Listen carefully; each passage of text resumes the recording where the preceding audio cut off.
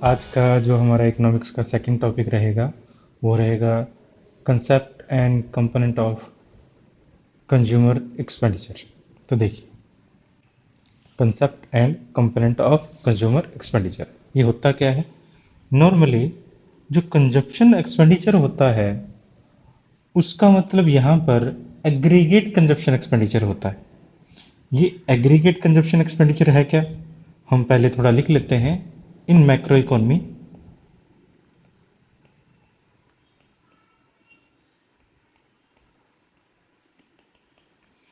अच्छे से कंसेप्ट को समझने के लिए प्लीज़ वीडियो को कंप्लीट देखें। इससे पहले हमने एक वीडियो बना चुके हैं, इससे रिलेटेड जो कंसेप्ट है आप उस वीडियो को भी ज़रूर देखें। आप ऊपर वाले आइकॉन में देख सकते हैं। Consumption refer to aggregate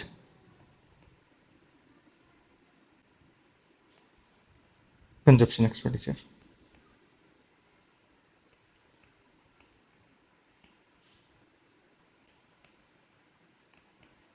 aggregate consumption expenditure का मतलब क्या है, अब इसको पहले थोड़ा समझ लेते हैं। देखिए, हमारे पास जो इंडिया है या फिर वर्ल्ड है, कोई भी कंट्री है,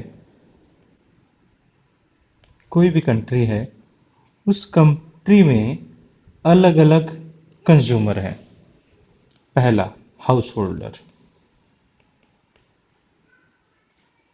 दूसरा हम कह सकते हैं गवर्नमेंट, तीसरा हम कह सकते हैं अदर देन गवर्नमेंट इंस्टीट्यूशन। ये सारे हमारे कंज्यूमर हैं। हाउस होल्डर थोड़ा सा और डीप समझते हैं। हाउस होल्डर जो हैं वो फैक्टर्स ऑफ प्रोडक्शन के ओनर हैं।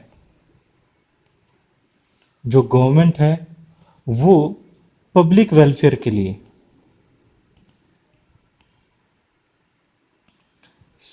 डिफेंस के लिए, लॉ एंड ऑर्डर के लिए।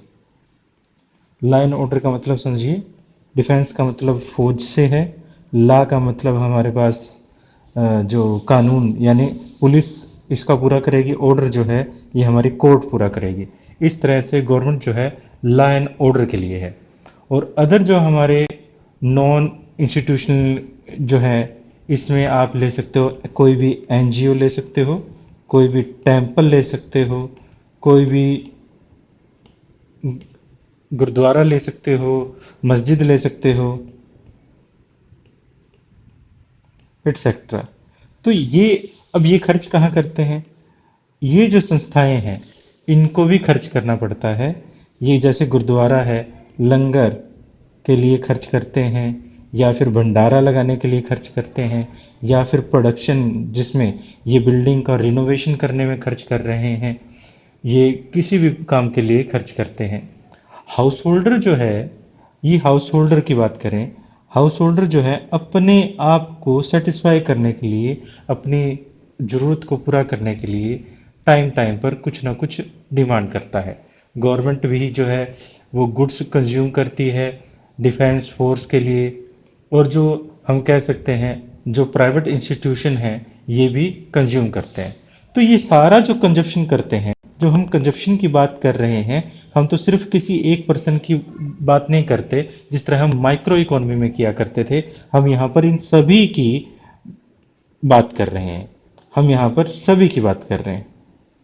तो यहाँ पर सभी का मतलब सभी, सभी का मतलब सभी, और इन सभी में सभी पर्सन आ जाते हैं। सभी पर्सन का मतलब यहाँ पर, और ये जो सभी डिमांड करते हैं उसी को हम क्या कहते हैं, एग्रीगेट कंजप्शन एक्सपेंडिचर कहते हैं, और या फिर उसको कंजप्शन एक्सपेंडिचर कहा जाता है।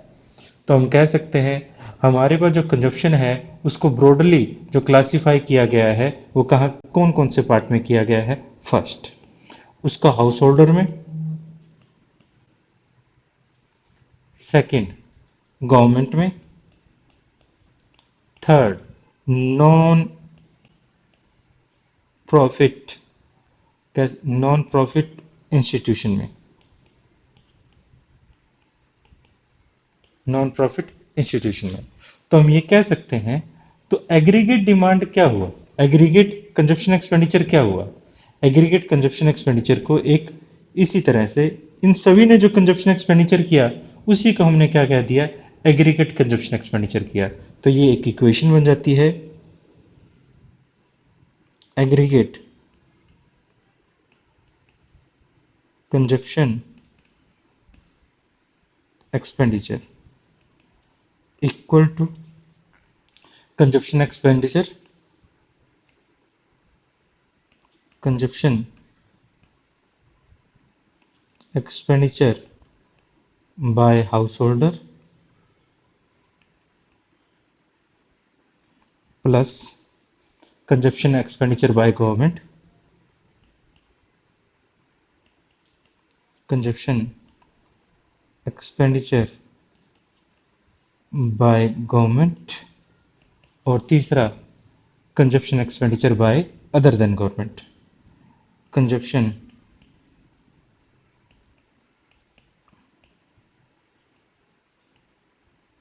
Bye other than government.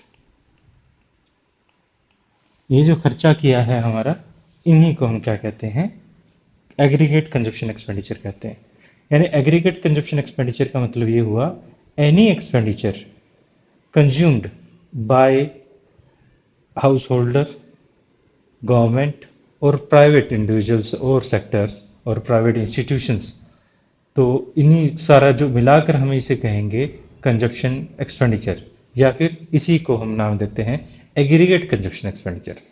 अब हमारे पास एक और कॉन्सेप्ट है, concept of component of investment. तो ये इन्वेस्टमेंट क्या है समझ लेते हैं इसको। जो थर्ड हमारा अब तक का जो थर्ड है कंपन कर रहे हैं, concept and component of investment.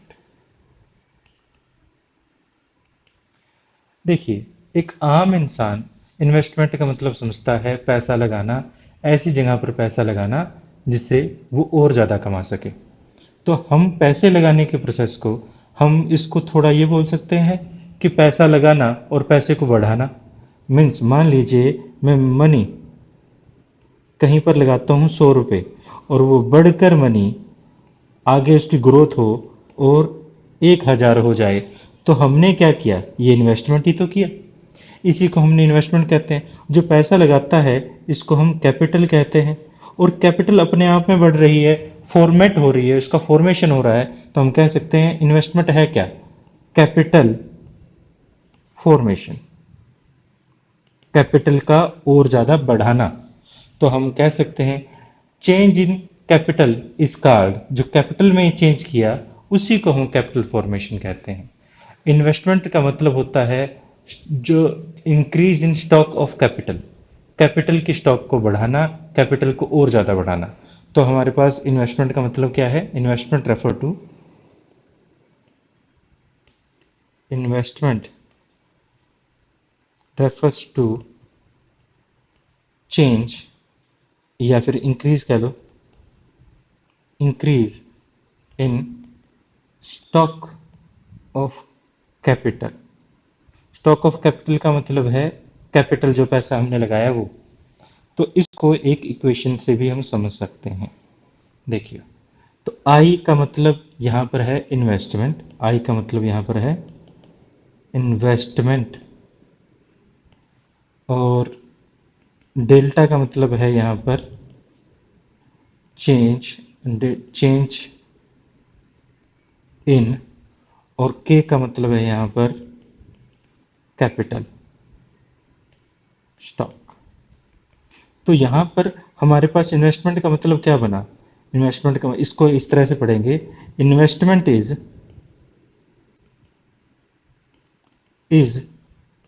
Change in capital stock. तो इन्वेस्टमेंट क्या है, कैपिटल स्टॉक में इंक्रीज करना, चेंज करना, और इसी को हम क्या कहते हैं, कैपिटल फॉर्मेशन कहते हैं। हमारे इकोनॉमिक व्यू पॉइंट में देखें, economy as a whole, investment refer to the total production. जब हम पूरे देश को देखते हैं, एक पर्सन को ना देखकर पूरे देश को देखते हैं, तब यहाँ पर हम कह सकते हैं the economy as a whole, investment refer to the total production of capital during goods during the economic year.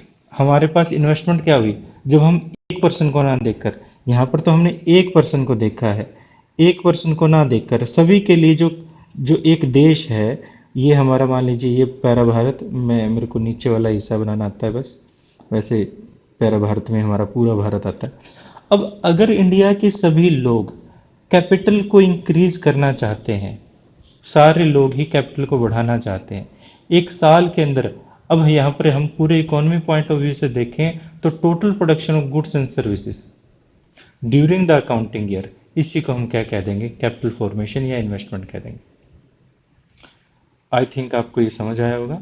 इस कंसेप्ट को और ज़्यादा अच्छे से समझने के लिए हमें समझना पड़ेगा कि हमारे पास इन्वेस्टमेंट क्या है। हमारी जो इन्वेस्टमेंट होती है, fix investment and inventory investment. Fixed investment and inventory investment. तो इन दोनों के बारे में, इन दो कंपोनेंट के बारे में पढ़ लेते हैं। ये इन्वेंट्री जो है, टू कंपोनेंट्स है। पहला हमने कहा फिक्स्ड इन्वेस्टमेंट, और दूसरा हमने कहा इन्वेंट्री इन्वेस्टमेंट। अब इन दोनों को ही, अब नाम से ही पता चलता है ये फिक्स इन्वेस्टमेंट क्या है। फिक्स एस इन्वेस्टमेंट वो इन्वेस्टमेंट है जहां पर वो पैसा है, जो पैसा हमने एसेट्स को परचेज करने में लगाया है, वो पैसा जो हमने एसेट्स को परचेज करने में लगाया है, जैसे कि प्लांट, मशीनरी, इट्सेट्रा। ऐसी इन्वेस्टमेंट जो है वो जैसे काफी लंबे टाइम तक चलेगी। जैसे मान लीजिए आपने, पहले आप प्रोडक्शन करते थे, आपके पास एक मशीनरी थी, 1000 गुड्स का प्रोडक्शन करते थे। अब आपने दो मशीनरी है, आपने एक और मशीनरी ऐड की, अब आप 2000 गुड्स का प्रोडक्शन करते हो। पहले जितना कमाते थे आप उससे डबल कमा रहे हो। इस डबल कमाने के लिए आपने फिक्स एसेट को बढ़ाया है। इसी को अगर आप 10 मशीनरी परचेज कर लेते हो तो आपने जो इन्वेस्टमेंट की है वो फिक्स इन्वेस्टमेंट की है। तो फिक्स इन्वेस्टमेंट हमारी वो इन्वेस्टमेंट है जो हम बड़े लंबे प्रोडक्शन कैपेसिटी को बढ़ाने के लिए करते हैं। तो फिक्स इन्वेस्टमेंट का हमारे पास फार्मूला देख लीजिए। Fix investment, fixed investment, fix investment क्या हुई, स्टॉक ऑफ फिक्स एसेट, यानी जितनी भी फिक्स एसेट होंगी उनका उनका टोटल फिक्स एसेट कितनी है हमारे पास। स्टॉक क्या होता है, वैसे स्टॉक के बारे में आप मेरे ख्याल से अगर नहीं जानते तो मैं स्टॉक के बारे में थोड़ा बता देता हूँ। स्टॉक क्या होता है, स्टॉक होता है anything which we have at the, अगर हम एक शॉपकीपर हैं तो स्टॉक क्या होगा, गुड्स रिमेन अनसोल्ड, ये हमारे लिए क्या कहलाएगा, स्टॉक कहलाएगा।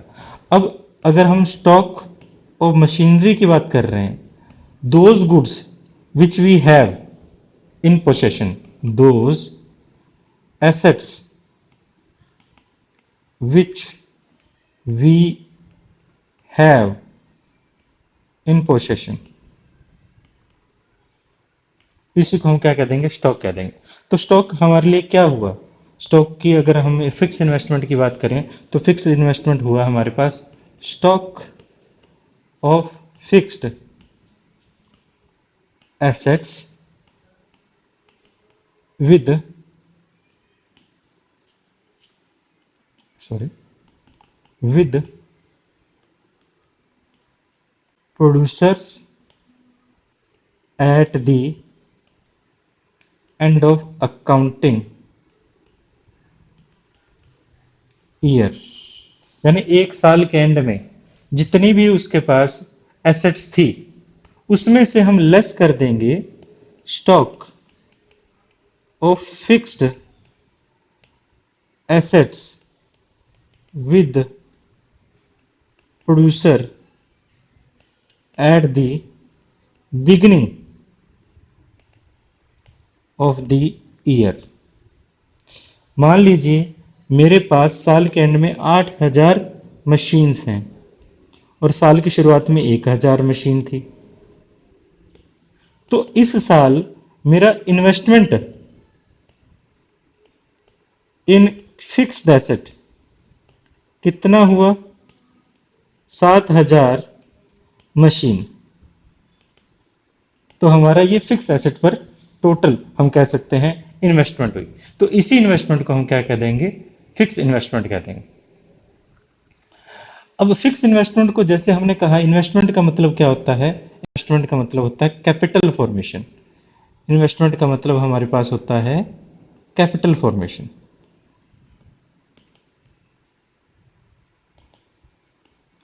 अभी थोड़ा टाइम पहले हमने कहा था इन्वेस्टमेंट का मतलब होता है हमारे पास कैपिटल फॉर्मेशन।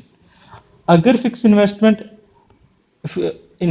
कैपिटल फॉर्मेशन है तो फिक्स एसेट को हम फिक्स कैपिटल फॉर्मेशन कह सकते हैं। तो बिल्कुल हम कह सकते हैं। इसी को हम फिक्स इन्वेस्टमेंट को हम बोल सकते हैं fix capital formation, fixed capital formation, यानी फिक्स एसेट को बढ़ाना। अब फिक्स एसेट बढ़ाने क्यों बढ़ाई जाती है? देखिए यहां पर कुछ कारण हैं। हम यहां पर तीन तीन कारण की बात करेंगे। पहला, फिक्स इन्वेस्टमेंट जो होती है प्रोडक्शन कैपेसिटी को और ज्यादा बढ़ाने में मदद करती है। सबसे पहला ये पॉइंट्स क्या क्या हैं? फिक्स एसेट जो होती है, फिक्स एसेट रेज करती है the production of the producer. अगर आप एक मशीनरी से आप 10 प्रोडक्ट बना सकते हैं तो आपको ज्यादा प्रोडक्शन इन लेस टाइम करने के लिए आपको फिक्स एसेट को ही बढ़ाना पड़ेगा। दूसरा, by raising production capacity of fix investment lead the higher level of output in the economy. अगर हम कम प्रोडक्शन करना चाहते हैं तो हमें कम मशीन की जरूरत पड़ेगी। अगर हमें ज्यादा प्रोडक्शन करना है तो हमें ज्यादा मशीन की जरूरत पड़ेगी। Means if it required to increase the production capacity, and by raising production capacity of producer, fixed investment lead to higher level of output in the economy। कोई प्रोडक्शन हमारा यानी कहने का मतलब जीडीपी जो है वो इंक्रीज हो जाएगा, हायर लेवल ऑफ आउटपुट से इकोनॉमिक बूस्ट होगी, इकोनॉमी बूस्ट होगी। हायर लेवल ऑफ आउटपुट होने से higher level of economic growth होगी और उससे हमारी जीडीपी बढ़ेगी। जैसे थर्ड पॉइंट मैंने कहा जीडीपी इसी से बढ़ेगी। तो यानी ये पॉइंट जो था मैंने गलती से पहले लिख दिया। ये है क्या? देखो, सबसे पहले प्रोडक्शन कैपेसिटी बढ़ेगी, प्रोडक्शन कैपेसिटी बढ़ने से हम आउटपुट ज्यादा करेंगे, आउटपुट ज्यादा करने से जीडीपी बढ़ेगी। तो इसलिए हमारा फिक्स इन्वेस्टमेंट का जरूरी है। दूसरा है इन्वेंट्री इन्वेस्टमेंट। इन्वेंट्री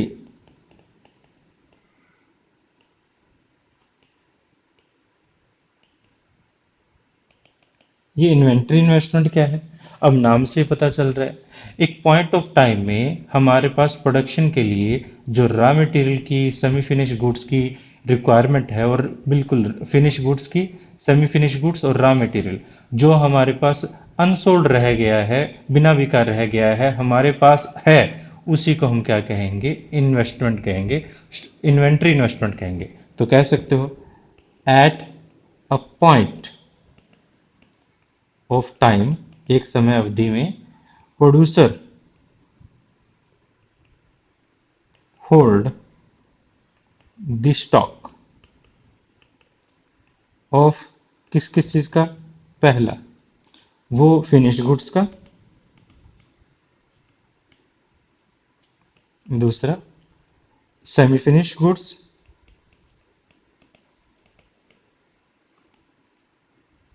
और तीसरा रॉ मटेरियल। जो भी उसके पास पड़ा हुआ है, इसी को हम क्या कहते हैं, इन सभी चीजों को हम क्या कहते हैं, इन्वेंट्री कहते हैं, या फिर आप स्टॉक भी कह सकते हो। वो माल जो बिना बिका हमारे पास रह गया। अगर हमारे स्टॉक में कोई चेंज आता है, मान लीजिए पहले हमारे साल के शुरुआत में, ओपनिंग में और साल के एंड में यानी क्लोजिंग में हमारे पास finish goods, semi finish goods और रॉ मटेरियल, ये ओपनिंग में मान लीजिए 1000 था और ये मान लीजिए क्लोजिंग में 2000 है। ये ओपनिंग में मान लीजिए 1000 था, ये मान लीजिए 3000 है, और ये ओपनिंग में मान लीजिए 2000 था और अब ये 5000 है। तो जो हमारे पास ओपनिंग से क्लोजिंग में चेंज आया, अब कितना चेंज आया, यहां पर 1000 मात्रा बढ़ गई, यहां पर 2000 मात्रा बढ़ गई, यहां पर 3000 मात्रा बढ़ गई है। ये जो पहले से चेंज आया, ये हमने इस साल के दौरान ड्यूरिंग द ईयर हमने रॉ मटेरियल में क्या किया है, इन्वेस्टमेंट की है। यानी रॉ मटेरियल की बजाय, सॉरी रॉ मटेरियल नहीं, हमने टोटल इन्वेंट्री में इन्वेस्टमेंट की है। इन्वेंट्री में इन्वेस्टमेंट किए, इसी इन्वेंट्री इन्वेस्टमेंट को ही हम क्या कहते हैं, इसी को ही हम इन्वेंट्री इन्वेस्टमेंट कह देते हैं। तो इसको कैलकुलेट करना भी बड़ा ही आसान है। क्या है, इन्वेंट्री इन्वेस्टमेंट क्या होगा, इन्वेंट्री इन्वेस्टमेंट क्या होगा, जो हमारे पास कह सकते हैं, inventory investment, inventory stock at the beginning and of accounting year minus inventory stock at the beginning of accounting year। जो डिफरेंस आएगा उसी को हम इन्वेंट्री स्टॉक कह देंगे। अब जैसे हमने कहा था पहले, इन्वेंट्री स्टॉक जो है इसी को हम कह सकते हैं, जैसे हमने पहले कहा था फिक्स कैपिटल फॉर्मेशन, इसको कह सकते हैं inventory capital formation, inventory formation, इसी को आप inventory formation, investment formation, formation भी बोल सकते हैं। तो देखिए, अब हम इन्वेंट्री जो है वो क्या क्यों करते हैं, उसकी क्या जरूरत है इन्वेंट्री की, समझिए। मान लीजिए आपके पास एक कार है, कार है आपके पास, बट उसके लिए पेट्रोल नहीं है या डीजल नहीं है, जिसका भी आप ईंधन का इस्तेमाल करते हैं वो नहीं है। तो ये कार क्या काम आएगी, क्या ये कहीं पर जा पाएगी, नहीं। आपके पास प्रोडक्शन करने के लिए मान लीजिए बहुत सारी मशीन है, मान लीजिए 1000 मशीन है, बट अगर आपके पास उन 1000 मशीन पर काम करवाने के लिए कि सभी मशीन चलती रहे, रॉ मटेरियल नहीं है, तो क्या होगा, इनमें से कोई मशीन चल नहीं पाएगी। तो हमारे पास जो ये रॉ मटेरियल है, इनकी जरूरत जो है, हम कह सकते हैं इसकी जरूरत जो है, वो दो कारणों से हमारे पास रॉ मटेरियल की पड़ सकती है। It insure uninterrupted supply of input to the producer. यहां पर ये श्योर करता है uninterrupted supply of goods to the consumer. Consumer को बिना रोक टोक के, बिना कमी आए, जैसे कोरोना वायरस के टाइम में कमी आ जाती है, तो अभी जैसे कमी आई हुई है, तो ऐसी कमी ना आए। दूसरा, ये इंकरेज करता है stock of raw material, producer can avoid day to day purchase from the market. जो वो डे टू डे को अवॉइड कर सकता है, जिससे उसको प्रतिदिन माल खरीदना ना पड़े, कि अचानक से वो माल खरीद के अपने पास रख ले, खत्म होने पर ही उसे भागना ना पड़े, ऐसा ना हो। तो अवॉइड करता है, तो day to day purchase from the market, इन दिनों चीज क्या अवॉइड करता है, day to day purchase from the market. इसी के लिए it is important to increase the inventory stock investment, inventory investment इसी के लिए जरूरी भी है। आई होप ये आपको समझ आया होगा। तो मिलते हैं किसी और वीडियो में। हमारे चैनल को सब्सक्राइब करें और बेल आइकन जरूर प्रेस करें। Thank you.